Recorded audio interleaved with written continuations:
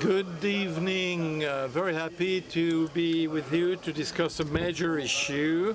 Ever since the second mandate of Donald Trump, we don't know what the world is all about, who are the allies, who are the foes, who are the enemies. For business, the happy globalization is over. There is no longer any one small world. There are geographical zones which are just as many zones for industrial strategies.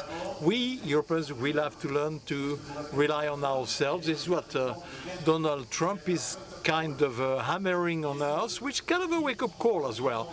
And what's worrying today is to see how far, how long this separation could turn into a divorce. Hence, therefore, the very subtle title of this conference. We love this, you know, in the Cercle, économistes, you know, the fiction of the Western bloc. It's not a question, you know. It's you know, is there such a thing as a Western bloc? Deal with that. So tonight we have the best expert to deal with this. Bruce Andrews, former Deputy Secretary of the Ministry of Trade from under President Obama, and is also a member of the Strategic International Studies. Jean-Noël Barrot, Minister of European Foreign Affairs. Ilham KADRI, Director General of Syensqo SA. Unfortunately, she's suffering from she's delayed by the strike. Ross McInnes, the President of the Board of SAFRAN. Hubert, former Minister of Foreign Affairs, 14 years in the corridors of power with François Mitterrand and Jacques Chirac. And to frame the floor, Jean-Noël PISANI-FERRY, professor in Syensqo and the Pestation Institute, will set the stage. Jean. Thank you for this introduction. Yes, I am diversifying my activities, and I have one foot on either side of the Atlantic, which presents me, protects me against all sorts of things. So, why this title? That comes to the imagination of Jean-Noël as well, but it's quite a Vedrinian title, which makes us question the Western world. So I looked at when this was used for the first time, and when it died. Well, it's dying now, I think. It was born, no doubt, during the First World War, when when the Americans and Canadians joined the World War. And it is in the decades that followed the Second World War that the Western world was at its summit, both economically, they were dominant economies, and politically. The rest of the world was either isolated due to their own fault or reduced to silence. So what changed and why? Well, it changed for a combination of reasons related to the circumstances. But the deep-rooted reasons are that the economic and geopolitical domination of the Western world ceased to be obvious. The emerging economies, the developing economies, gradually became more autonomous, and they no longer consider us as having the monopoly of wisdom and virtue. And of course, we must say that we've done a lot towards that, including the fact of having managed the financial crisis as we did, which took us to the financial crisis of 2008, and also for having managed the pandemic as we did, meaning having missed an opportunity to make things good by providing vaccines to the entire world. Curiously, contestation didn't come from the outside, but rather from the inside, with the election of Donald Trump in 2016, and then, of course, in 2024. And this is what really has split the Western world. Is it sustained? Will it be long-lasting? I think so, because between America and Europe and the rest of the world. The directions that have been taken are quite contrary and seem to be set in stone. So what can we do about it? That is what Christophe asked. What should Europe do? Should it? There are three possible attitudes. The first is to try to calm things down with the Trump administration. The second is to come up against the Trump administration. And the third is to look for other partners and to build an external economic policy and diplomacy with other partners. It so happens that I proposed that in an article with Olivier Blanchard at the beginning of the year. And I do think that this is really the subject of consensus today, and it's something that we must discuss. So moving towards alliances with variable geometries, with voluntary coalitions, so that we do not find ourselves closed in to a unity process as we have been over so many decades. So I think that is the theme of the discussion, and I believe that the first to take the floor is Bruce Andrews. So we will begin, as you encouraged us to do, John, by having an overview of this divorce, this separation of the continents with a very aggressive trade policy of Donald Trump and also the variable support for Europe and Ukraine. So maybe we can begin with you, Bruce Andrews. You've worked in Barack Obama's administration. Are we here witnessing a definitive break? And what do you recommend today? Merci beaucoup. I'm going to speak in English, so my apologies to those that will speak. Hopefully everyone will understand. Look, this is, I think, an important time in the world's development. I think most Americans recognize the importance of alliances, and I think history has proved that both the alliances have been important and also successful for the United States, and also that the economic blocs and having relatively open trading has brought unbelievable prosperity to both the United States and to the European Union and a good part of the world. I think the challenge we have is we do have an American president, Donald Trump, who ran for office that one of the key pillars that he ran on was basically a belief that trade is unfair and that he wants to bring tariffs, because he strongly believes in tariffs, that he wants to bring tariffs as a tool to both improve the U.S. economic situation, reshoring jobs, but also to address what he believes is this unfair trade that's taken place. Now, I think if you look at most economists in the United States and around the world, there is a lot of skepticism of whether this experiment is going to work. But I think there are really three questions. One is, what is the impact on the U.S. economy? What is the impact on the global economy? And what does this mean for the long term of our alliances? Because I do think the negotiations that are going to take place are going to be very difficult. You know, we've already seen the stress, not just between the European Union and the United States, but Japan, Korea, other traditional allies of the United States who, for the first time, are having to have a dichotomy between their security relationships and the economic relationships with the United States. You know, I think we're starting to see some of the economic impacts. There's a lot of concern about inflation, and will this slow down the world economy? You know, the IMF has already projected lower growth both in the United States and globally, and I think we're going to start seeing whether that's going to take place. I mean, it's my hope that President Trump and his team will recognize that getting a reasonable tariff level, not keeping the tariffs unreasonably high and in a way that really impacts the ability of companies to be successful. I'm hoping that as this process goes on, that he'll feel like he's getting enough in these deals to be successful. Now, the real question is, what does this do with the alliances? And I know we're going to have a longer conversation about this, but I do think there's a real concern about the uncertainty that it's causing.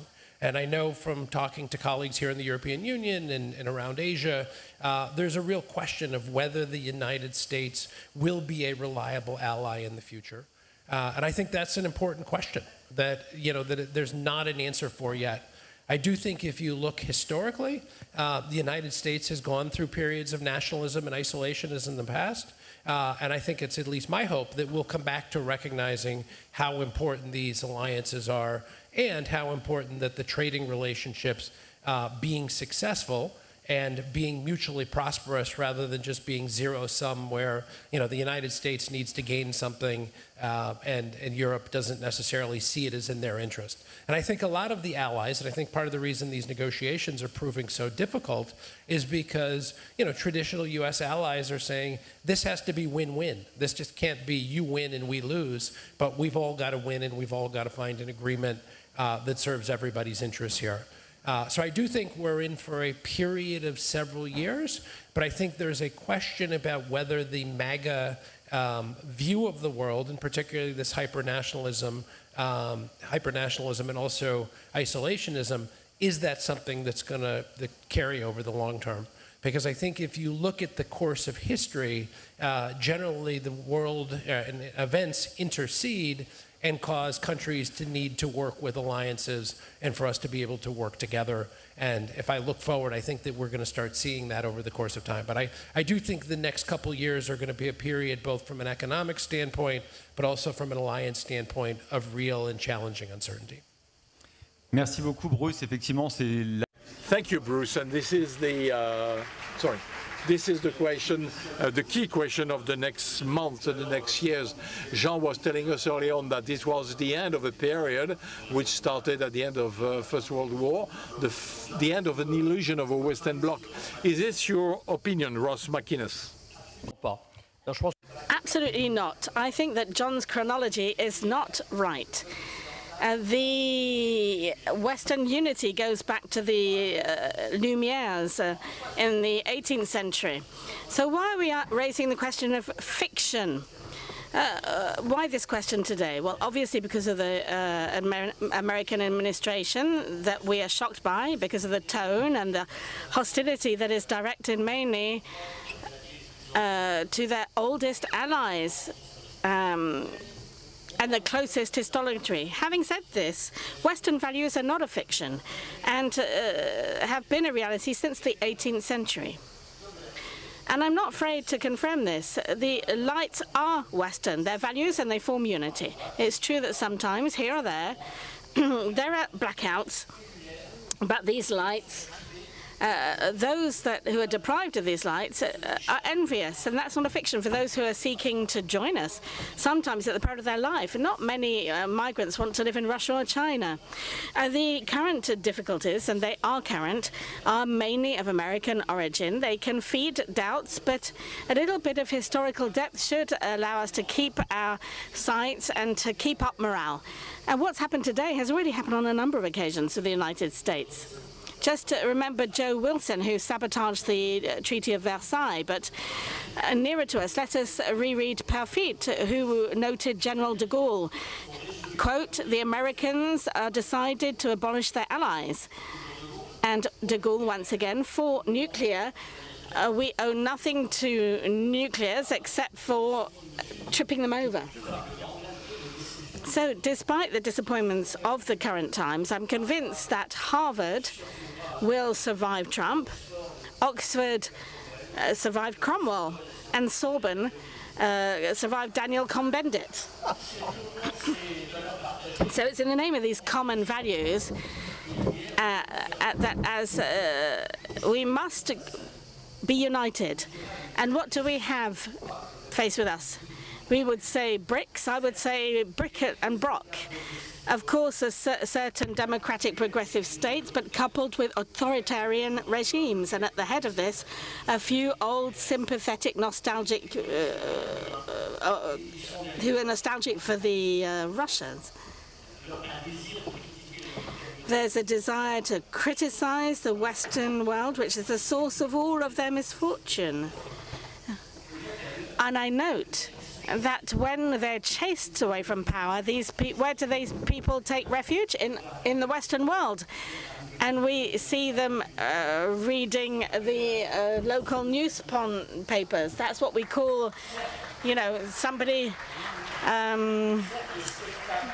from the third world reading the World magazine from France. So maybe we will have doubts that from the United States, but as Europeans, we have the opportunity of making Europe that is the origins of light, an example of stability, economic cooperation, social cohesion, creativity, and academic freedom. So after this optimistic confirmation, one question.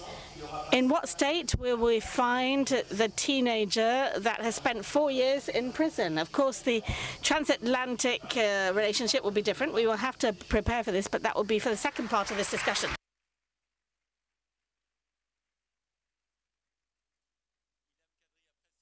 Ilham KADRI, after this, let's say, Western-centric vision, do you share this? And as a manager of a large company, how do you see the world in which you're working? Because your business means that you're developing across the planet. What analysis do you make of this? Yes, thank you.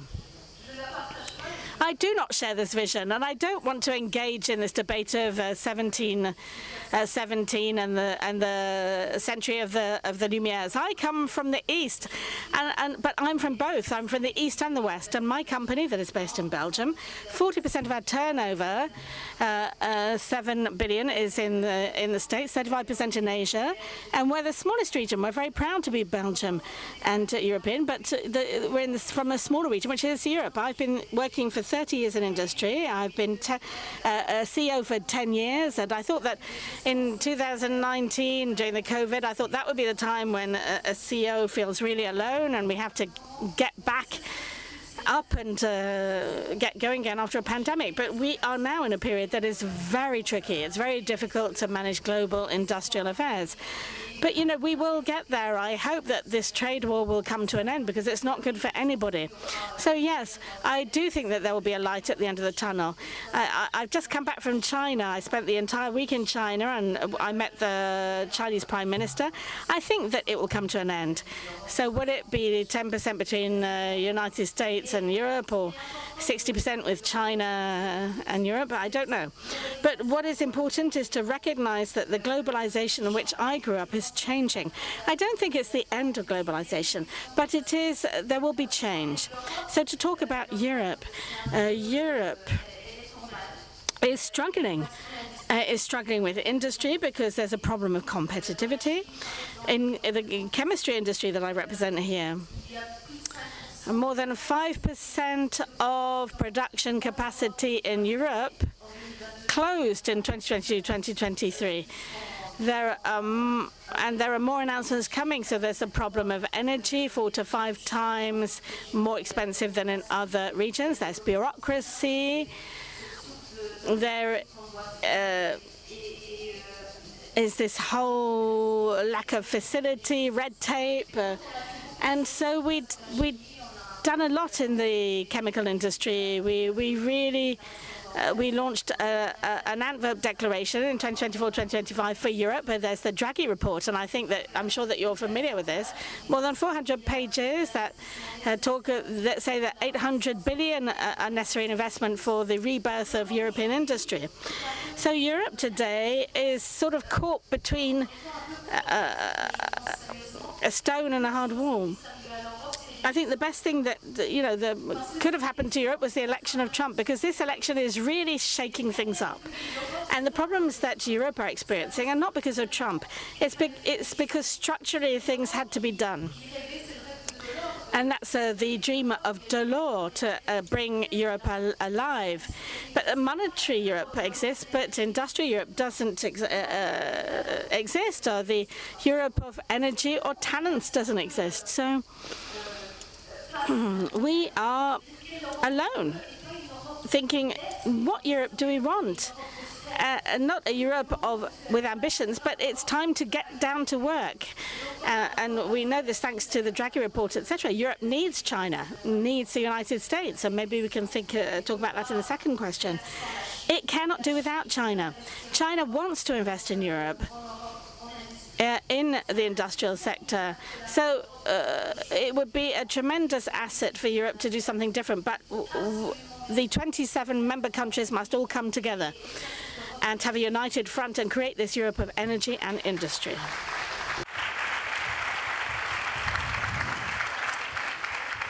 Hubert Védrine, vous avez à la fois vécu. Hubert Védrine, you experienced the Berlin Wall fall, Maastricht, the monetary union, but you know, we were still under the US umbrella. Maybe this umbrella is being closed down. Is it going to last? Well, to go back to the initial topic, well, in terms of philosophically, you have to look at the Occidental or Western values. Basically, you know, the period of enlightenment and the end of godly determinism. It's beyond conjunctures, and it has a lot of impact in the global world, regardless of the geopolitical situations. However, having said that, one step below, we are living a specific era, which was the transatlantic relationship, which did not count for the US ever since their independence, since not even 1917, because Wilson was a globalist. It was not transatlantic per se. It was invented by Churchill and Roosevelt, actually, even before the Pearl Harbor attack. Once Roosevelt had to promise that he would not send the boys to war. So they invented the transatlantic relationship, which led to the alliance, the Marshall Plan, and so on and so forth. And we've been, you know, dwelling on this for years. It might be obvious for, so, you know, people thought it was the future. There was no the future. Kids have to study in the US, and so on and so forth. No other solution. So the Europeans were on the first line when the Trump challenges the entire process, because for a long time the Europeans believed in international cooperation and multilateralism and so on and so forth. They're on the front line now. So Trump is bringing us back to the 19th century. Study the US president of the 19th century that Trump admires, Jackson and others, you know. And of course there will be AI and the Pentagon, fair enough. But I do believe that what we've experienced since Roosevelt, Churchill, which became the Atlantic system, has ended with Biden, because Trumpism is going to last. And even Trump is midterm damaged. I'm not sure that we will go back to the previous situation. I'm not sure the happy globalization will continue. You know, they will. But I see this as quite a considerable event, and I make a difference between the fact that people of the world would love to have a European way of life, and that's the difference with wanting to be governed by the West. I mean, you know, for the last 20, 30 years, we've lost the monopoly of power. Even if people want to live like we live in the West, you know, there's been no better society, you know, still. For Europeans, you know, I said we first line, we're more vulnerable, we're more disturbed, because they. Now the question is that, do we have to yield to Trump? Where? In what domain? You know, very sad. Do we have to accept him, not, you know, try to act despite Trump, possibly against him? But there won't be one single answer to this. So we've seen, you know, NATO summit was a joke of what I'm saying, you know, a caricature, you know. But anyway, we will have to take stand like that, and indeed with partners elsewhere in the global south, which is sort of, you know, diverse, but still very powerful, you know, even if they're different style, but, you know, we don't have just dictators, but which means that there won't be any global answer to what do we do after the end of the geopolitical Western globe, which was not a fiction, we did work, but we don't know if Europeans alone will be able to deal with that, continue the mission, or if the West is going to be Trumpized, where when you see the power of blackmail of President Trump, clearly, the West is becoming Trumpized, and which would be a different chapter. It would be different if Europeans were able to take over by themselves. So this is where I stand.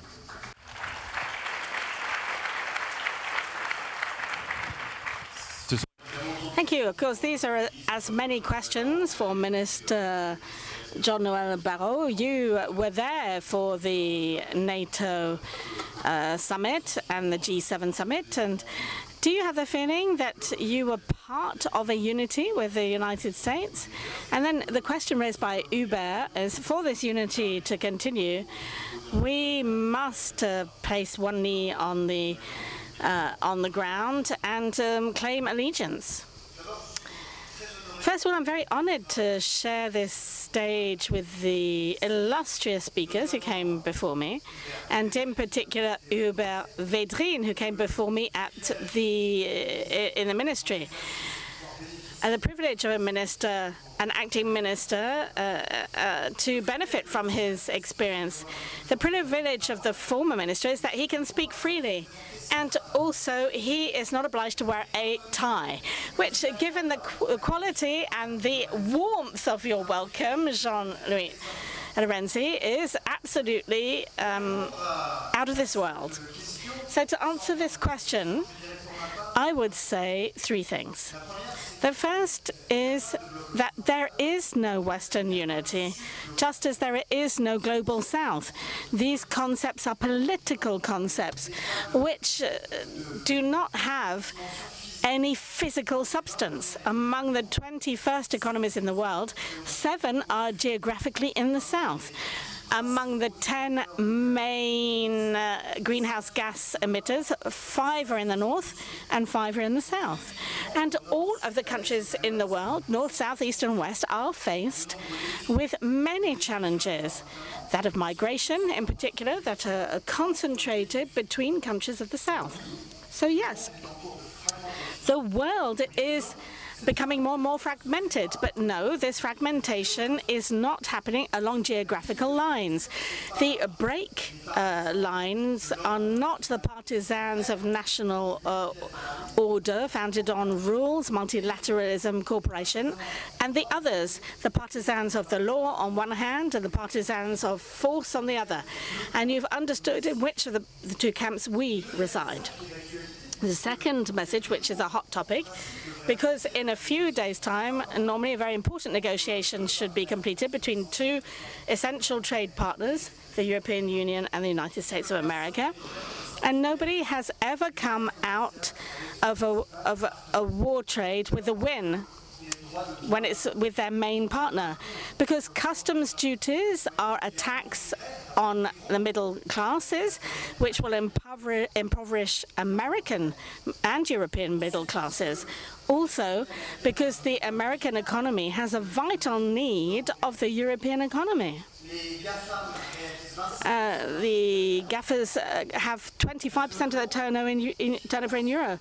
The Eurozone funds the United States of America was 3,000 billion euros due to the direct investments of America in Europe.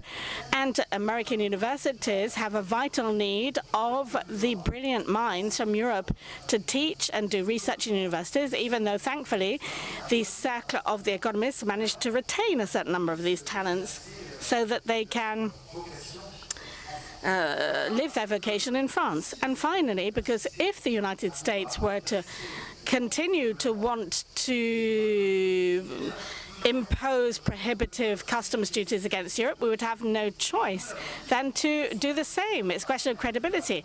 And as we said, we count on the Commission to come to an agreement as soon as possible to dissipate any uncertainty, but an agreement that is balanced, that respects our interests, but it's a question of credibility. The third message is that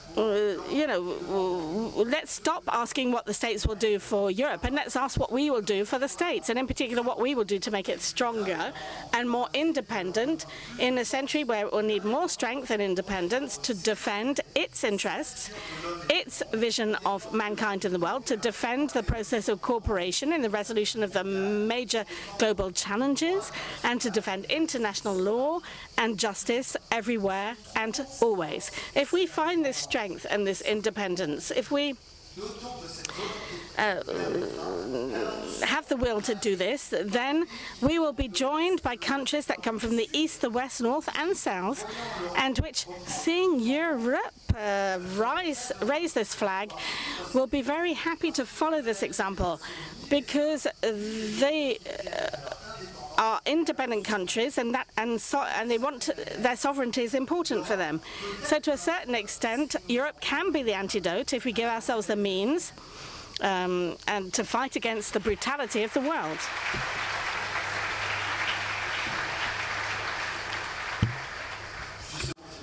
So this is a good transition to the second part of the discussion. So we set the stage, we've established a diagnostic on the relationship within the Western Bloc, and you sort of started discussing the way we could respond to the behavior of the Trump administration. So now let's keep thinking. So now, how do we take a stand? What do we do? So let's continue now with the way we will negotiate and we work alliances. We saw that during the NATO summit that we aligned ourselves to Trump's demands in terms of investment levels. Now, should we do the same thing, especially when it comes to trade negotiations? That is, please him.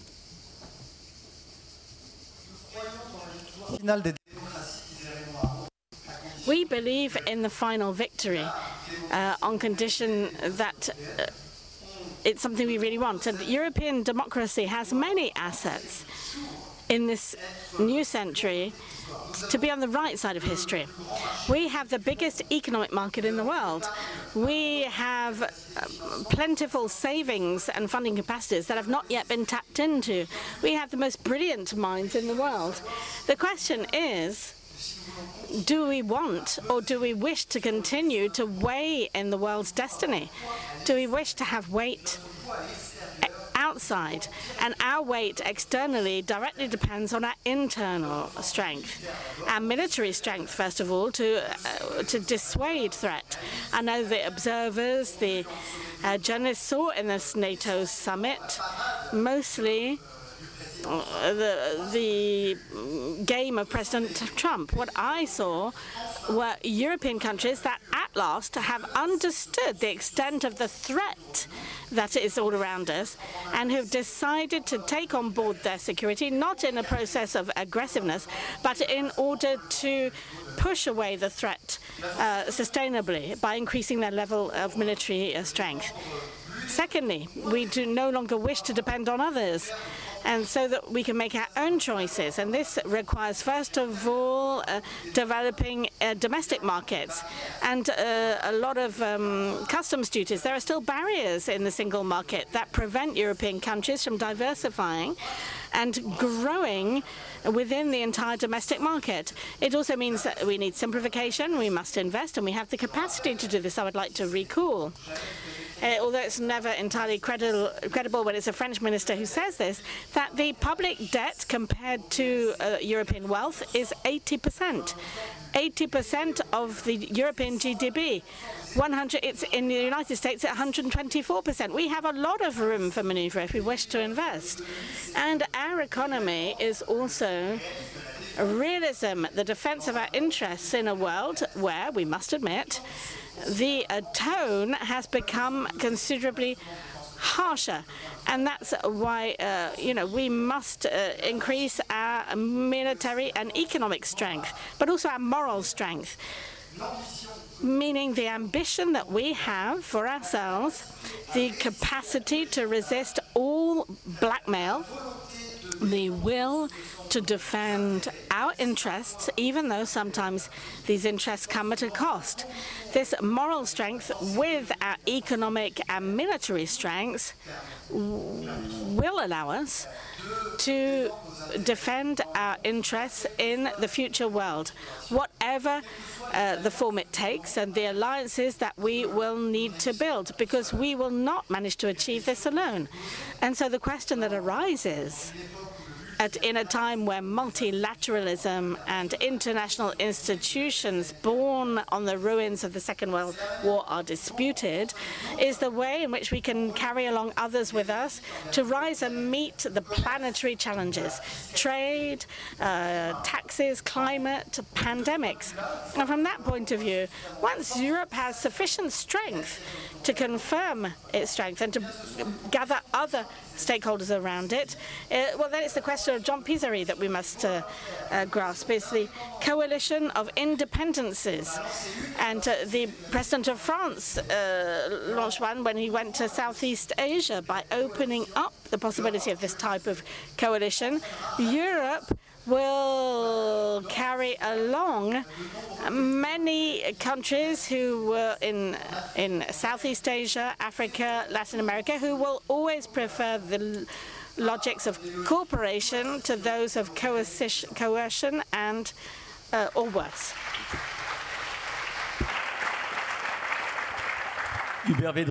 Hubert Védrine, early on you were saying that, in your opinion, Trumpism is here to stay, whether embodied by Trump or somebody else. Now, do you agree with Mr. BARROT to say that we should have other alliances?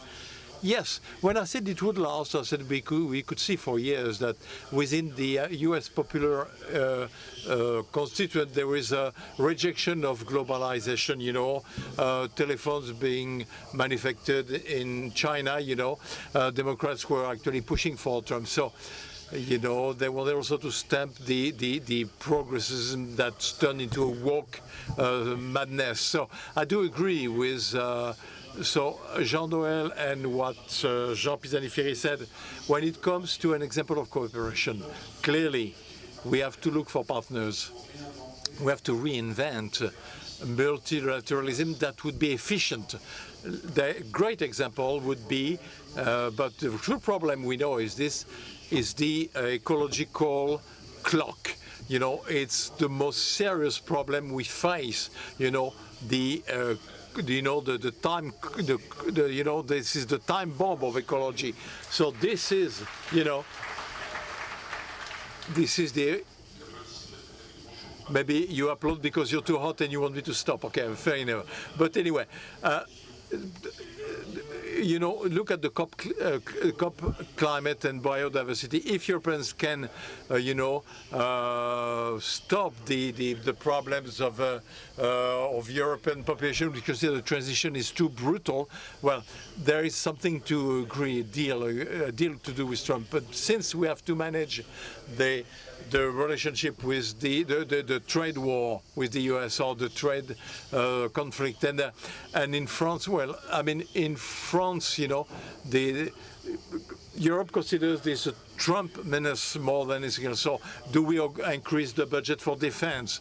Okay, maybe our businesses will react. But the point of application, which, you know, it's to have different coalitions, and we need an example of coalition because Europeans are unable in the meeting of the two COPs. Can they have a leading position in a domain where we would end up with the Chinese, and we could find a synthesis between ecology, you know, the scientific ecology, and development. This is an example. There are many others, but this is the example that comes to my mind. Ilham KADRI, you were saying early on that your activity is diversified, globalized. Can we do away with this geopolitical consideration when you are a global company like yours? No, we can't. No, we can't defy gravity, but you know, our values, above all in chemistry and industry, are dependent for decades. We lived creating global chain values and manufacturing low-cost products in China. And even though we decide to onshore some technologies to create a plant for advanced military material, it takes 4 or 5 years, which is more than the mandate of a president. So, you know, I think we should take advantage to forge new alliances, and that's what Europe is trying to do with India, with the BRICS. I think that BRICS today, or Africa, which is where I was born, and which is the last region and the last continent that is available for growth, and which is demanding technology. I think that the relationship between Europe and China is very important. China today, my 30 years of industry went from imitation to innovation. I started my career 30 years ago, and there was copy-pasting. And they asked us to do joint ventures with silent agents, etc. But they've learned. The best and cheapest electric cars are Chinese. They're BYD, the best batteries. They've created champions. Comac,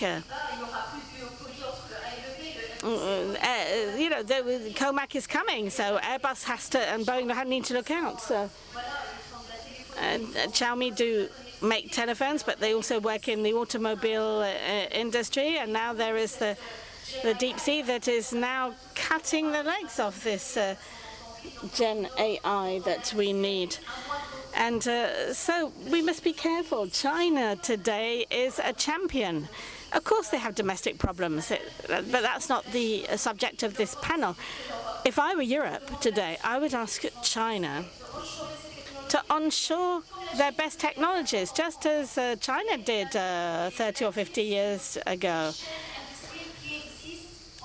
But, you know, their industry was built on industrial chains that existed in Europe. You know, Europe doesn't dare to ask people to build and buy in Europe. But by respect for the WTO,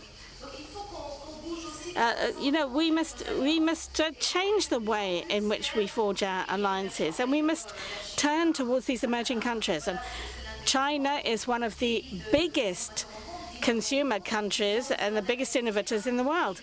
They need to invest. Today, there is a diversion of trade towards Europe with, you know, cheap products. There's a lot of anti-dumping, but this alliance must be built.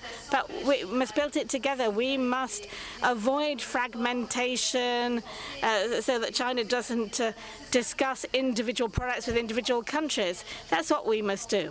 Also around defense, which is a very important thing for Europe. I can give you an example in defense. Europe buys a lot of F-35s. They're one of the best jet fighters in the world. But if we want to go faster, we must invest in a project. And we must have a European project and not to do it, you know, in isolated countries.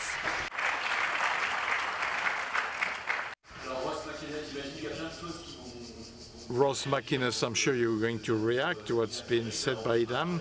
We talked about planes, and you're designing jet engines with the US and which so we talk about European defense. Is the F-35, could it be bought by the Europeans? Now, how do you respond to this distance of trade, but a link which remains nevertheless stronger for you, at least? When it comes to the engines, the Rafale engines are not done with the US. They're done 100% in France by SAFRAN, and they are ITAR-free. You do civil engines, they are different, you know. Ilham, Morocco, selected the American planes and not the Rafale. So, not my fault, she, I wasn't there, but still. So, now, lessons given, lessons to be received. 2 points for defense. First, trade.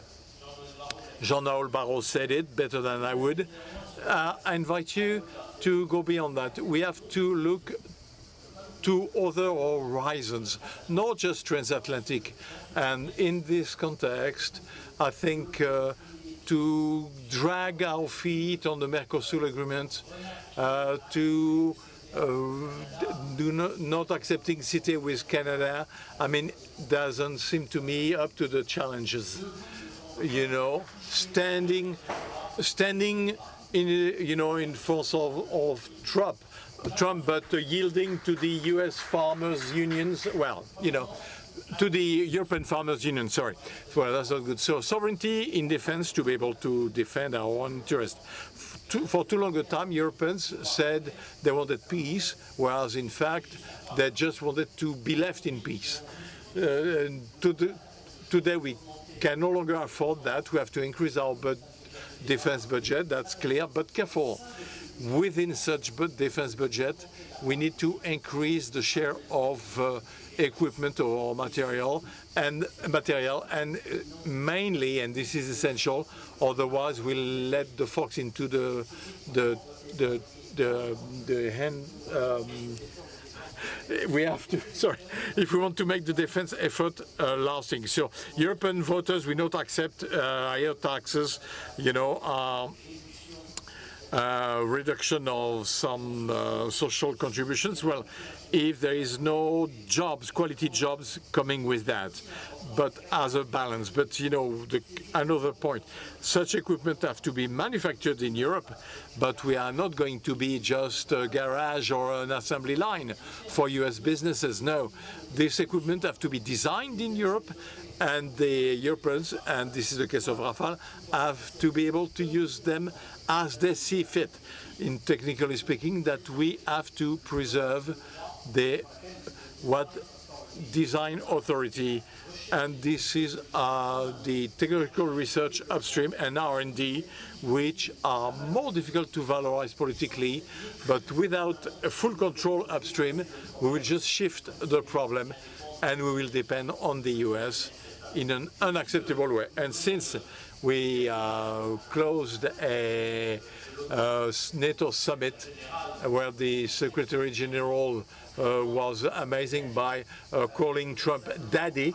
Let me remind you the phrase of the first Secretary General of NATO, Lord Ismay, who said, NATO is about keeping the Russians out, the Americans in, and the Germans down. So today, clearly, we have to update this, keeping the Americans in, the Russians out, and definitely make sure take the Germans with us full-fledged.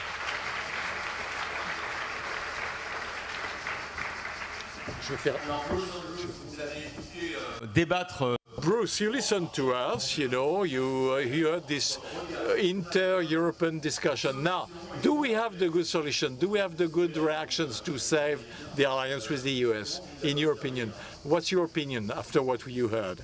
I do. I appreciate the opportunity to have rebuttal time at the end of this, so this is good. Look, I do think that the alliance is so remarkably important that we need to get to a place where we can all appreciate it. And I think we've got to take a step back and look at two things. One is that the rise of nationalism and populism around the world is being fed by two things, right? One is immigration is an issue that we're all dealing with. And then the second is trade and a feeling that the system is not working for many people in many of our countries. Now look, globalization was changing prior to President Trump coming in, you know, between COVID, between President Biden trying to reindustrialize and reshore and friendshore a lot of technologies, but also recognizing in a clear way that there are challenges from China and making sure that the Chinese are competing fairly. And I do think, you know, as you mentioned, the Chinese cars, which are fantastic. Chinese are making great cars. The challenge is their industry is being done in a totally anti-competitive way now, which is going to challenge the auto industries in Europe and the United States. And so, you know, part of what's driving President Trump on all of the trade is concerns about China. You know, when you talk to people in the United States, what they will say, they will refer to China as what's called the pacing threat, which is essentially the biggest strategic and economic competitor that the United States has. Now, to reset the economic relationship and the alliance, I believe, between the United States and Europe, I think there's two things. One is I think Europeans are going to need to feel that they can trust the United States again, because right now that trust is being questioned by, the actions, and there are a lot of people just listening to this discussion. And then second is having a level of certainty so we can look forward to the future. Now, I do think, and I was glad to hear the mention of the Draghi report, because I do think there are a lot of things that Europe can do, and having a strong Europe is actually good for the United States and good for the alliance. I can tell you when I worked for President Obama, we actually had a very senior level meeting in the National Security Council to talk about how we could help strengthen Europe at a time that we were concerned that we were seeing some of the fraying within the Union. And as you'll recall, President Obama actually came to Germany in the spring of 2016 because we had a real concern that Chancellor Merkel was weakening and that was actually not a good thing for the global system. Now, I do think we have to be clear-eyed about all of this, right? One is the defense spending, because this has always been an issue. In that trip that President Obama did, he raised defense spending to Chancellor Merkel, saying that Germany had to spend more on defense, and that's always been a feeling in the United States that we're spending more on defense than European countries are. I think improving European competitiveness is really, really important. I also think taking a look at the feeling that American companies are not being treated necessarily in Europe, particularly by the European Commission. If you talk to American technology companies, they feel discriminated against in Europe, and that's a real issue, and that's something that's going to come out in these trade agreements or trade negotiations. It's got to be discussed. I'll give you an example. Just last week, or this week, Apple announced that they're not going to roll out some of the features of the Apple Watch in Europe because they feel like the European Union rules prevent them from offering things that they want to be able to offer consumers. So these are the types of things that are going to have to be addressed to help smooth out some of these things in the bilateral relationship. But I do think we also need to show the public, both in the United States and Europe, why the alliance is important and why our trade relationship benefits both the United States and Europe. Because, as I said earlier, we've created unbelievable prosperity in Europe and the United States since World War II, and that's something that we've commonly done together. So I am an optimist, and I believe we can do this. I think there's going to, like I said earlier, there's going to be some roughness in between as we get to that point, but I do believe over the long term, the U.S. and Europe and our allies will continue to be strong because we need each other. The world is too complicated, there are too many crises, and we're not going to be able to do this without working together.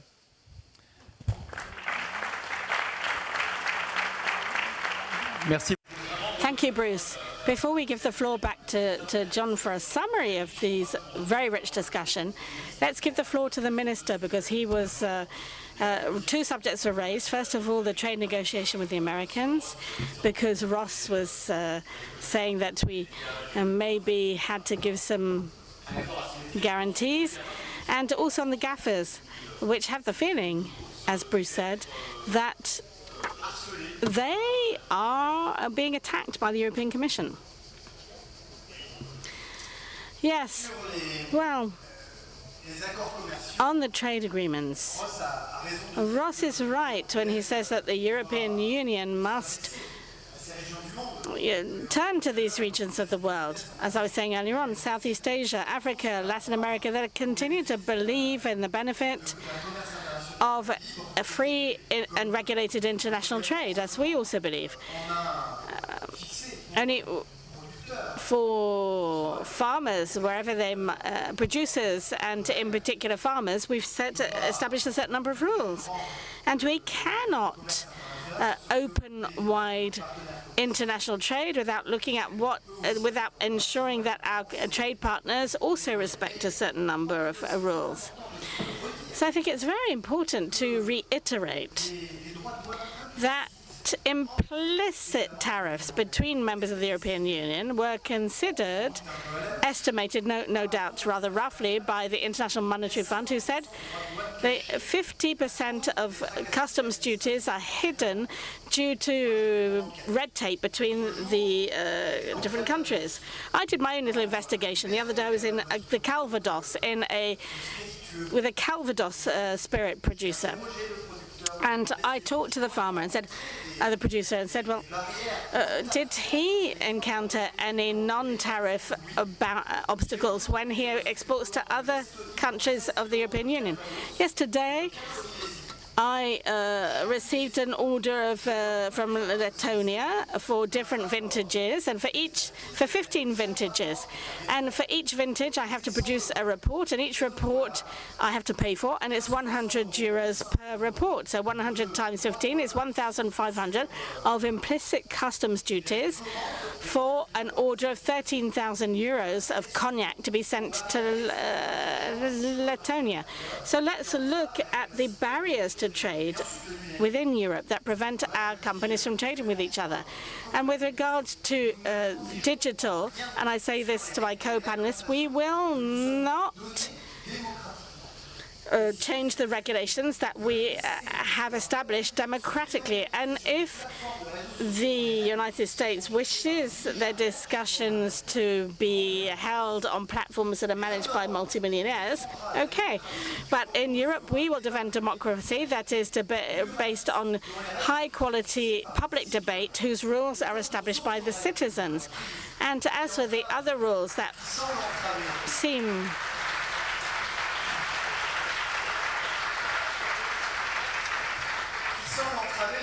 to hinder the activity of certain digital majors in terms of antitrust, well, once again, if the United States want to allow very large American companies be in such a state of monopoly that there are questions of democracy, okay, but we will not accept this because this is one of the founding principles of the European economy.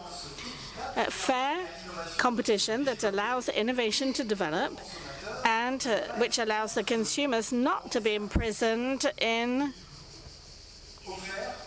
services offered by companies that are in a situation of monopoly. So our position was very clear, and I think that the European Commission heard this. There is no way that the digital regulations that we have adopted in recent years be put in the trash.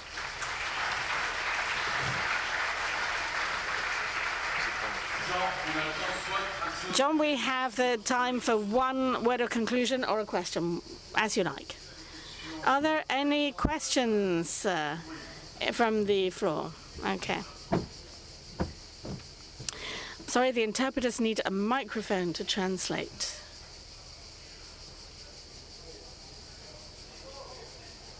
I'm afraid.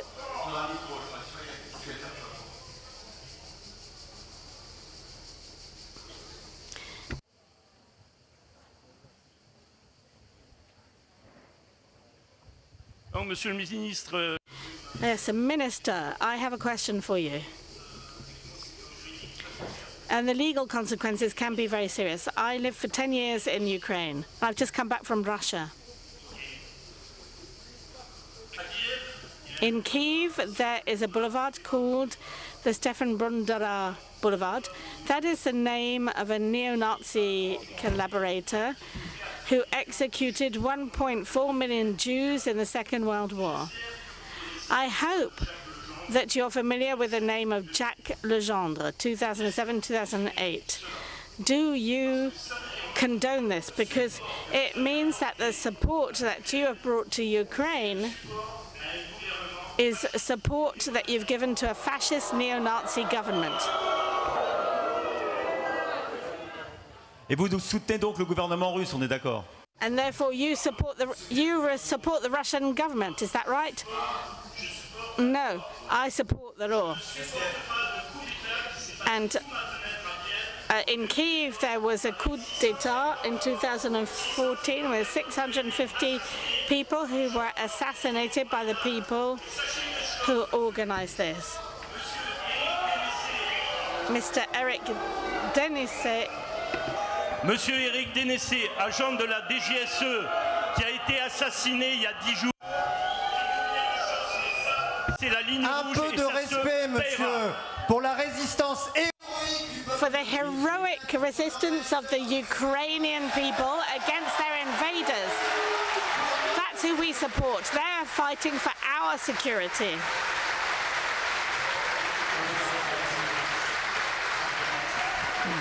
We're going to take another question quickly. This was not the object of the debate.